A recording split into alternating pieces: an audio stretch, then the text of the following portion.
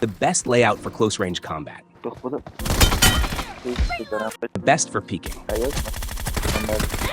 The best for crouch and fast shooting. The best for fighting multiple enemies.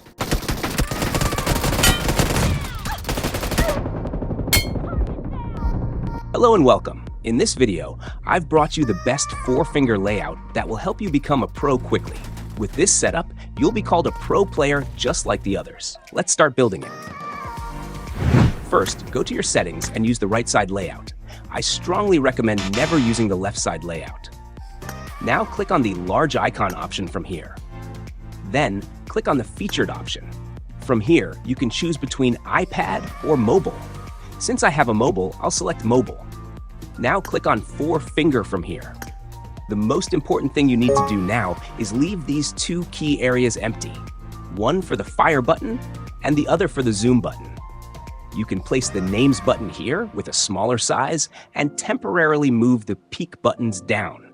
Set the map here with a smaller size so it doesn't obstruct your view. Now, position the zoom button on the left side and place the cancel button above it since you don't usually cancel anything while zooming. Make sure to set the cancel button to the largest size. On the right side, place the shoot button, ensuring that it does not move when touched. I mean the shoot button that was originally on the left side. Also, adjust the shoot button size to match the zoom button size to keep your layout organized. Now you can zoom and shoot comfortably. An important tip I mentioned is to use the left side shoot button because it works with the gyroscope instead of touch. The reason is that when you zoom in, this shoot button prevents unnecessary recoil. It ensures that your scope remains stable while your finger is on the shoot button. You only need to properly adjust your gyroscope sensitivity, which I'll also teach you later in the video. Now, move the mic, settings, speaker, report, and other options from the right side to the left so they don't interfere with your shooting. Next, neatly arrange the grenade and healing item buttons side by side in this area. The benefit is that you can use both quickly, especially during intense fights. Now place the mark button slightly larger than usual, right above the joystick. Then set the pot prone button size to 127 and position it here next to the mark button.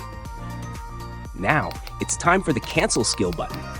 Adjust its size to match the prone button and place it beside it. Next, move to the ability button. Set it to the same size and align it with the other 3 buttons.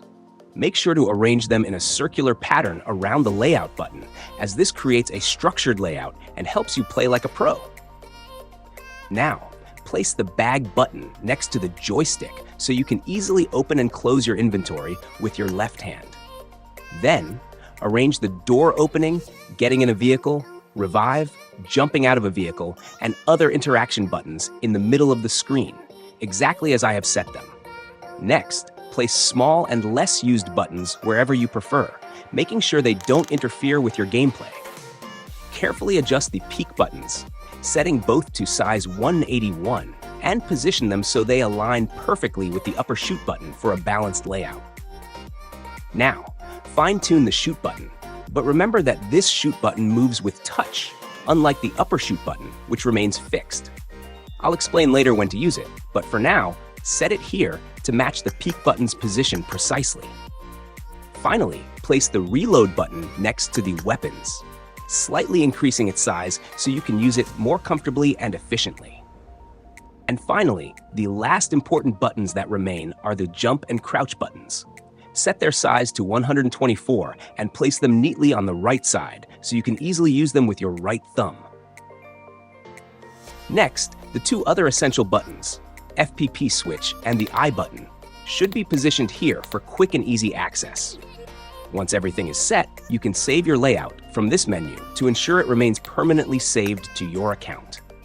And don't go anywhere yet, because I'm not done with you. Next, I'll explain the best settings you should use for this layout and break down the perfect sensitivity settings just for you. Let's go over the most important settings you need to adjust.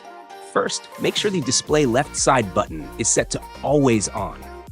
This way, you'll always have access to the left fire button, whether you're aiming down sights or not, making it extremely useful for long-range fights. Next, disable the camera rotation while ADS option. This is crucial because it prevents recoil issues by ensuring that the scope moves only with the gyroscope instead of touch input. Now, I highly recommend setting scope mode to hold. This allows you to quickly switch between multiple targets, helping you take down several enemies in a short time. Another important setting you need to enable is Quick Switch Scope, found in the same section.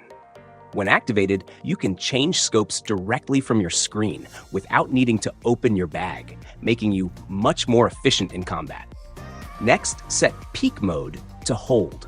This way, you'll stay in a peeking position as long as your finger is on the peek button, and as soon as you release it, you'll go back to normal. This setting helps you become a fast and dynamic player.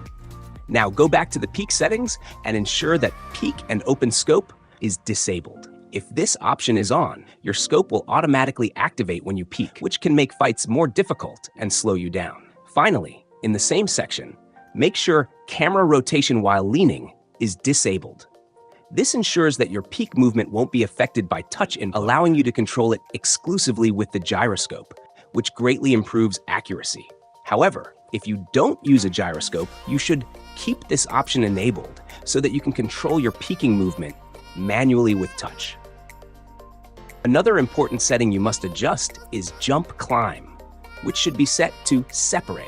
This will give you two different jump buttons, one specifically for jump shooting, which does not allow you to climb walls, and another for climbing walls. When an enemy is behind a wall, avoid using the climb button and instead use the jump shooting button for aggressive plays.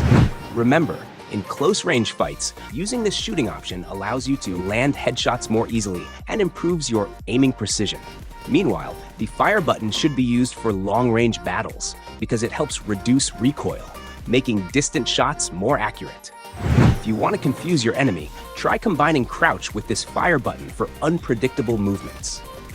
The FPP switch is positioned on the right side, making it easy to toggle whenever needed. You can quickly switch scopes from here and mark enemies before shooting them. Your bag button is placed in an optimal position, allowing you to open and close it effortlessly with your left hand. When activating a grenade, you can cancel or deactivate it with your left hand, while your right thumb controls the I button to aim and throw the grenade further. Lastly, you can use this sensitivity setting for zero recoil, making your gameplay even smoother. If you found this video helpful, please like the video and subscribe. I've got 2 golden videos lined up for you next. Make sure to watch them. Until the next video, take care.